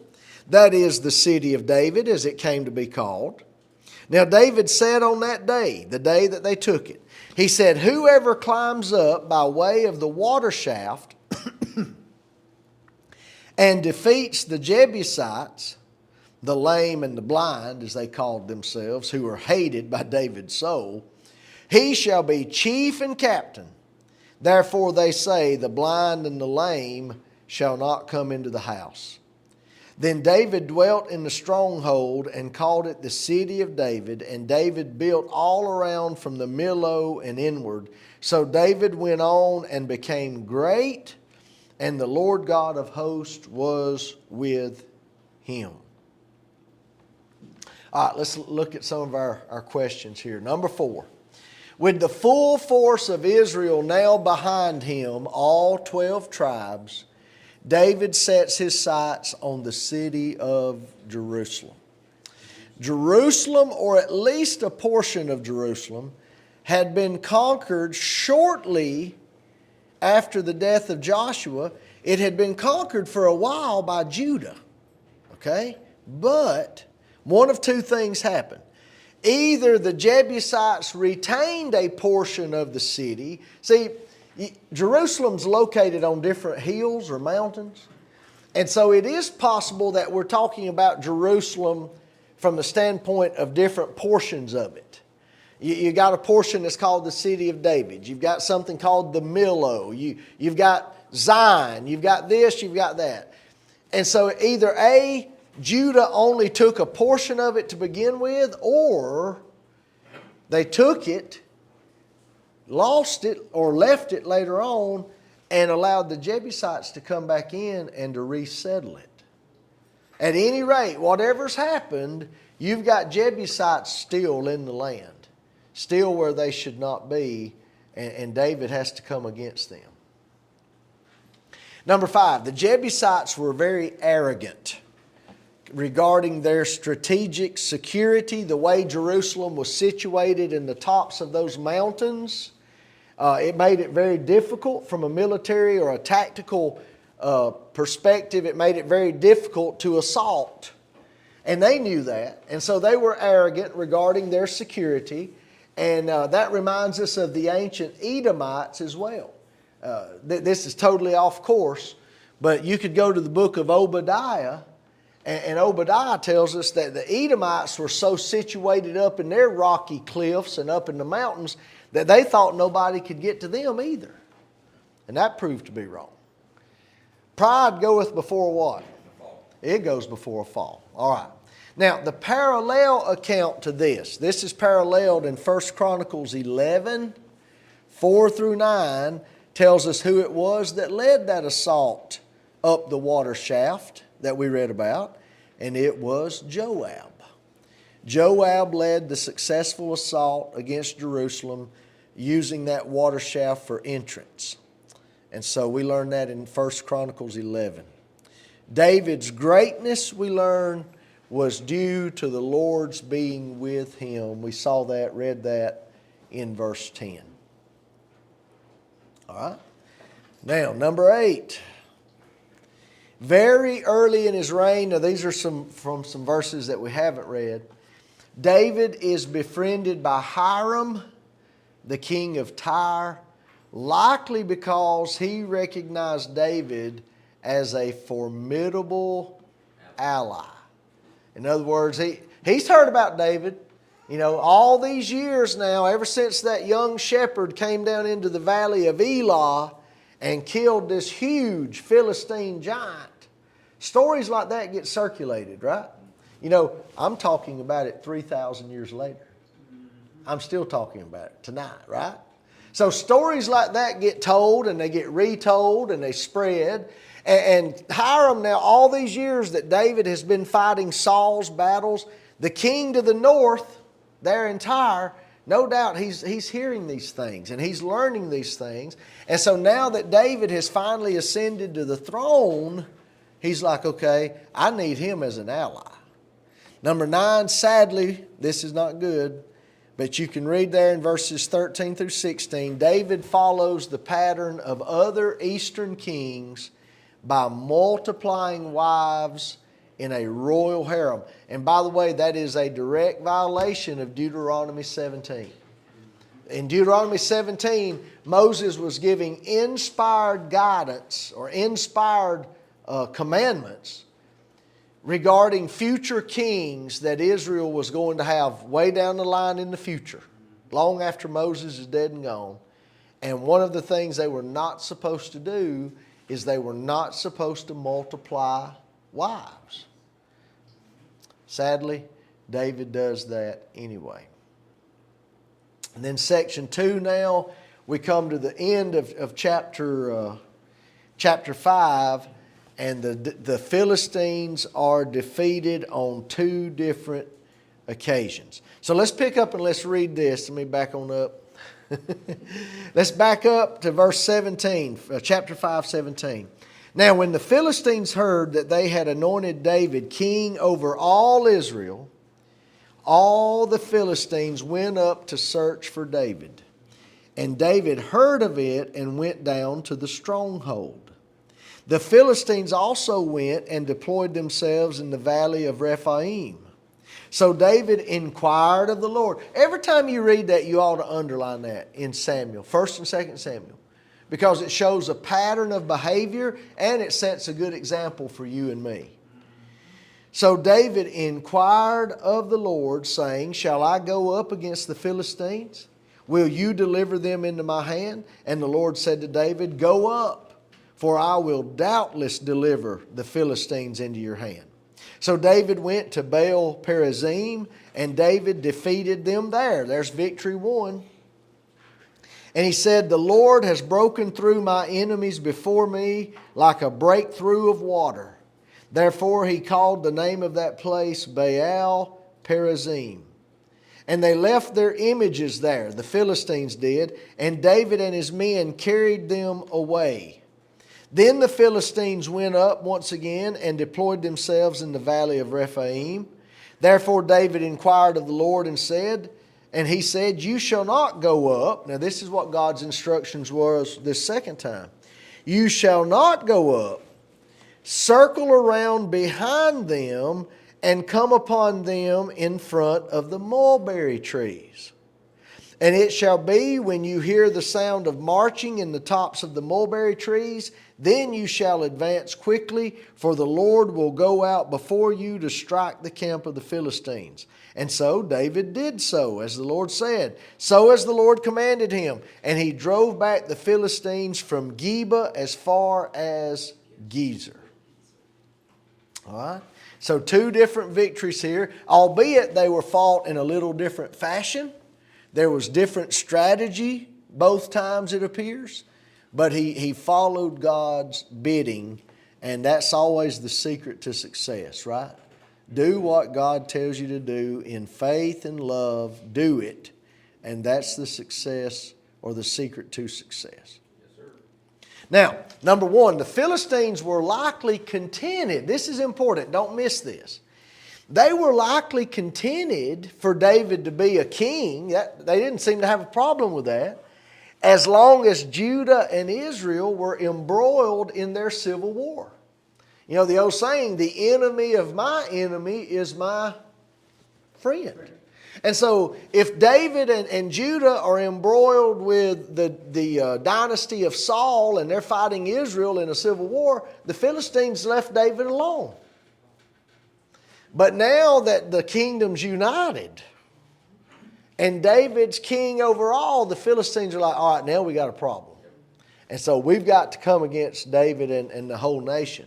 Number 2, once David had consolidated the power of all 12 tribes, the Philistines thought it best to attack. Number 3, instead of taking matters into his own hands presumptuously, which is what King Saul so often did, David first inquires of the Lord what to do concerning the Philistines.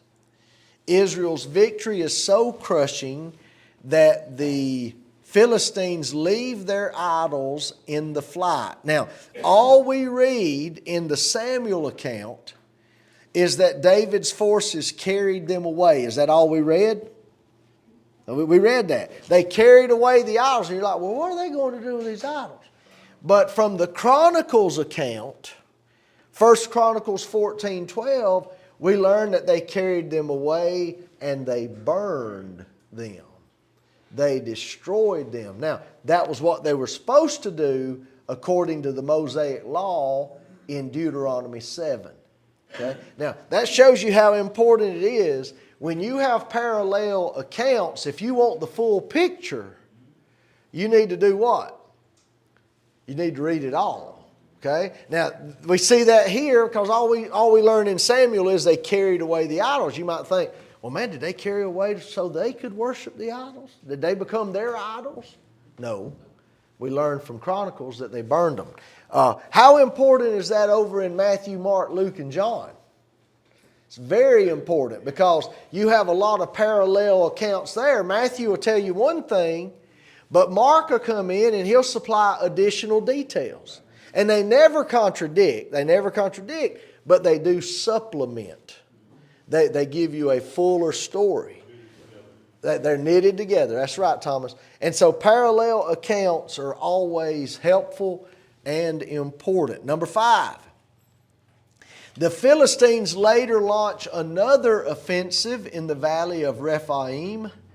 But God instructs David to circle around, get behind the Philistines and wait for a particular sound before advancing quickly upon the enemy. Now, you can almost get chill bumps when you think about this with me.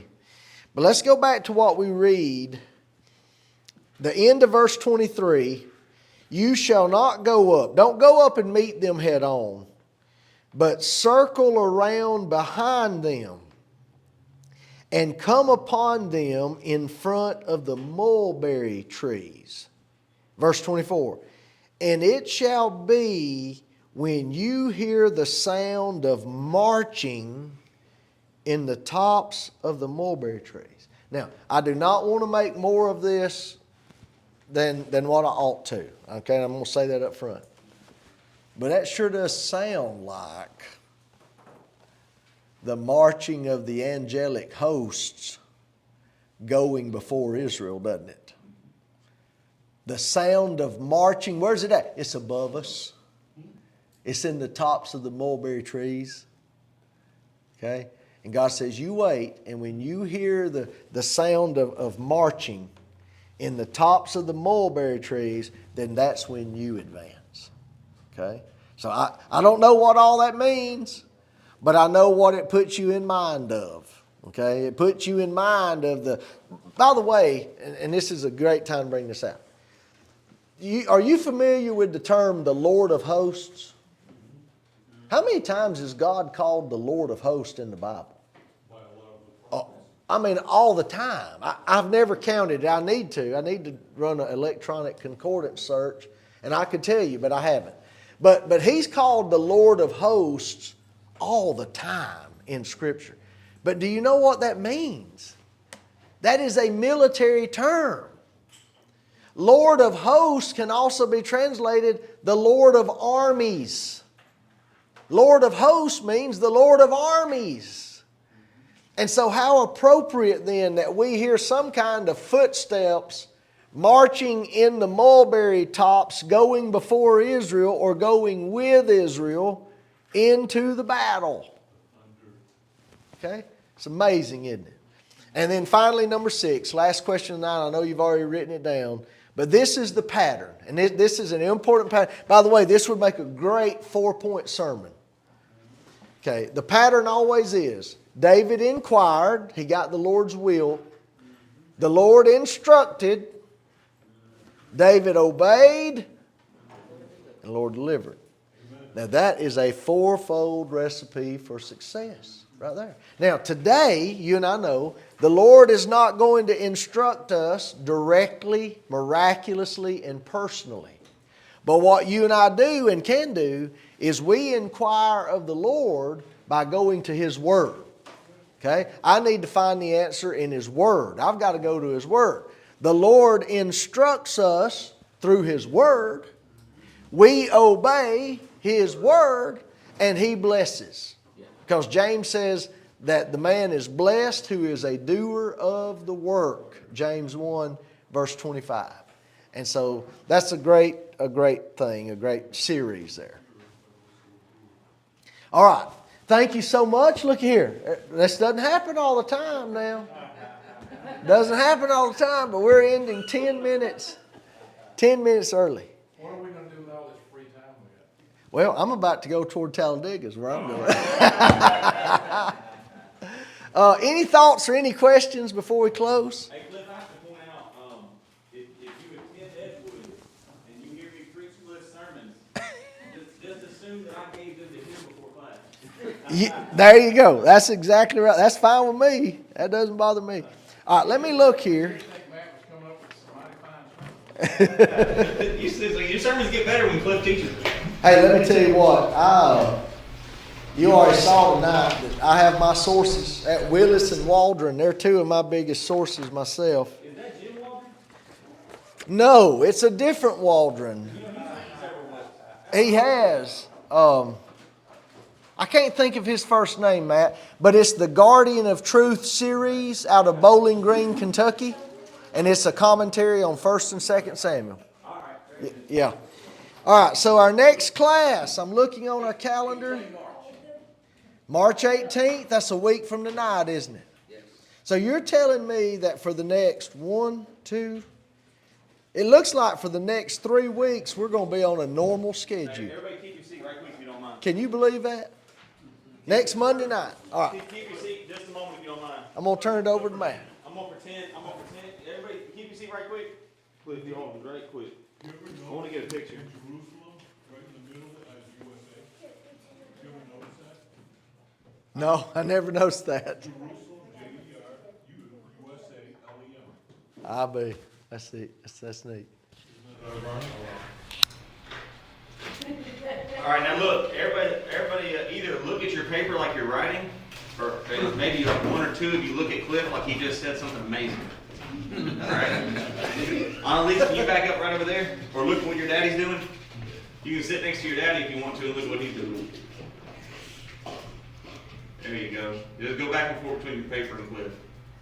Bless your All heart. natural like. That's all I can say is bless your heart. What's natural? One more time, I'm gonna get from behind. Good shot from behind.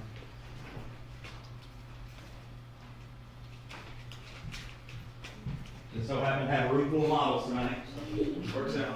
Cliff, Yes, sir. is this Willis guy associated with that guy that used to be on TV, used to say, what you talking about, Willis? No, not him. I do know his first name, Curtis. His name is John Willis. Oh, okay. Yeah. All right, I'm done impersonating Pete Tucker. Y'all can go home.